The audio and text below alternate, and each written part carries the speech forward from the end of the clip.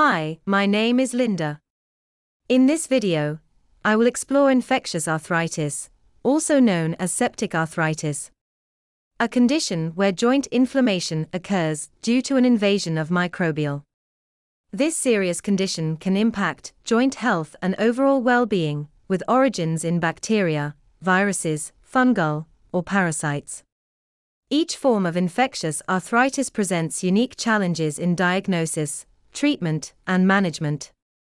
Infectious arthritis is a critical condition linking rheumatology and infectious diseases. If it is not diagnosed and treated early, it can lead to severe complications, which can include chronic disability and life-threatening outcomes. Symptoms often include joint pain, swelling, warmth, and fever. Diagnosis involves clinical evaluation, lab tests, and imaging, with treatment typically including antibiotics, joint drainage, and physical therapy. Preventive measures like good hygiene, having your vaccinations, and infection control are vital in reducing the risk. But first, I shall explore what causes infectious arthritis. Infectious arthritis can arise from bacterial, viral, fungal, or parasitic infections. The main cause of infectious arthritis is bacterial infections. Many types of bacteria lead to septic arthritis. The most common bacteria are number 1 Staphylococcus aureus, which often causes skin and soft tissue infections. If you have a wound, this can get into the bloodstream through the wounds, such as an injury, surgery, or catheters, and it travels to reach the joints, causing inflammation. Another bacterium is Streptococcus species. There are many types of this, such as Streptococcus pyogenes and Streptococcus pneumoniae, which can start in the throat or the respiratory system and spread to the joints through the bloodstream. Number 2 is viral infections. This is less common.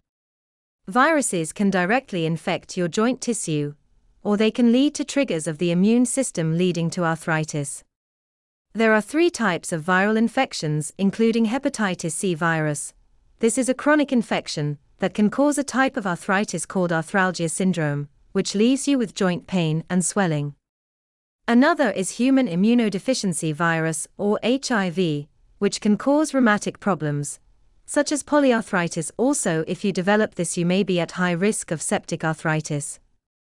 And number 3, Parvovirus B19, is an infection that leads to joint problems, especially in your children and young adults. It causes symmetric arthritis. This means that it mainly attacks the small joints of the hands and feet. This last one usually goes away on its own, but it can be very painful during the severe stage. Number 3 is fungal arthritis, a rare type that can happen if you have a weak immune system or if fungal gets directly into the joint. There are 2 types of fungal infection. They are Candida species. This has 2 types: Candida species, which are Candida albicans or fungal. These can cause infections if you have a weak immune system.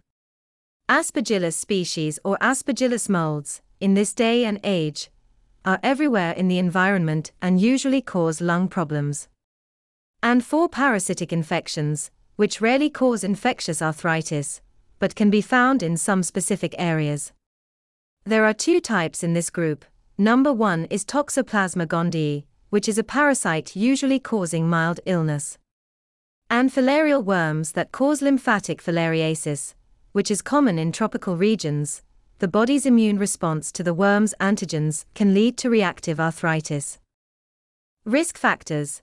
If you have developed infectious arthritis, you may be at risk of a wide range of symptoms, including your immune system not working properly. This means that you have a weak immune system that makes it more likely to get infectious arthritis. It can develop into arthritis, such as rheumatoid arthritis, or joint infection from other infections, such as HIV or AIDS. This can include people that are on drugs that weaken the immune system, like steroids or biologics, for conditions such as rheumatoid arthritis. Or if you have had an organ transplant, you are more prone to infections, including infectious arthritis. You may be already taking prescription medication for another disease such as diabetes or chronic kidney disease, joint trauma, or surgery, such as fractures or dislocations. Wounds can also disturb the protection barriers of the joint.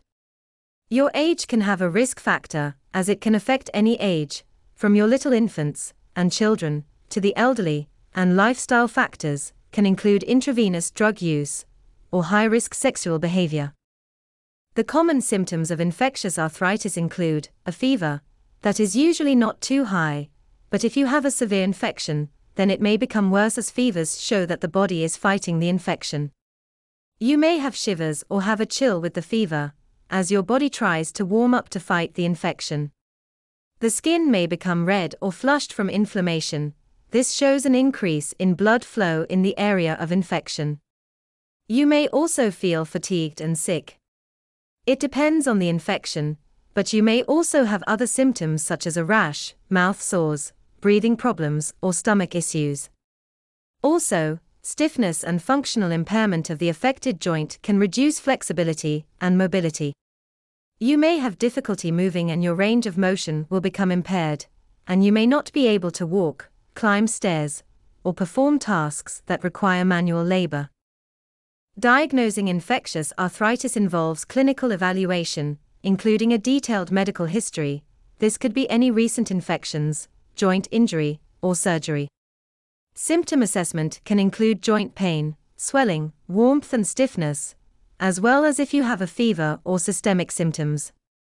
Physical examination can be conducted to evaluate the affected joint or joints for signs of inflammation, swelling, warmth, tenderness, and what is the range of motion.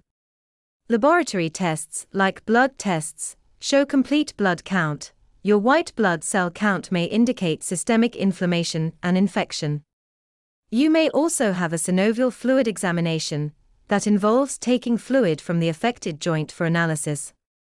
Imaging studies may be another way of seeing if your joints are affected, such as an X-ray. It can also show if there is any joint narrowing, erosions, or you are developing osteopenia or soft tissue swelling. You could have ultrasound and magnetic resonance imaging. The treatment of infectious arthritis involves many approaches aimed at removing the underlying infection, relieving symptoms, preserving joint function, and preventing complications. Treatments you may have can include antimicrobial therapy, which kills or prevents the growth of bacteria. These could be empirical antibiotics that are taken straight away whilst waiting for the lab results. Definitive antibiotics can be adjusted based on the lab result. Another therapy is duration therapy, which takes 2 to 6 weeks, depending on the severity of the response. Another type of therapy is called microbicidal therapy. This only prevents the growth of germs. Other therapies are joint drainage, pain management, and physical therapy. Early and appropriate treatment is crucial to preventing complications and preserving joint function. Preventive measures focus on good hygiene and wash your hands often. Respiratory hygiene is another. Always cover your mouth and nose when you cough or sneeze. And keep all wounds clean. Another prevention is food hygiene. Routine vaccination means that you should stay up to date with recommended vaccines. Another is that you must get an early diagnosis and take your prescribed antibiotics as directed.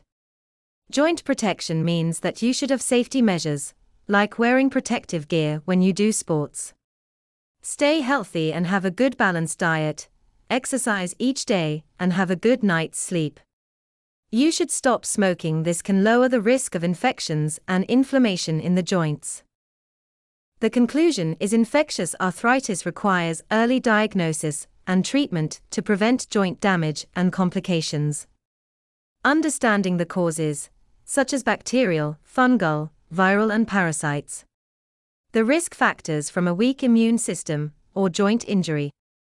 The options of treatment, and the key symptoms to managing the condition effectively. Preventive measures are essential to reducing the frequency and impact of infectious arthritis. Lastly, you must take safety measures, such as preventing joint injury with safety measures, wearing protective gear when you do sports, staying healthy with a balanced diet, exercising regularly, having a good sleep, and quitting smoking. Thanks for listening to my video. I am not a medical professional, and the information in this video is for information only. If you have any worries about your condition, you should consult with your healthcare professional. If you found this video helpful, then please click the subscribe button to follow my channel, and press the bell. If you have any questions, please leave a comment below, and I will get back to you. I hope this video has helped, and good luck.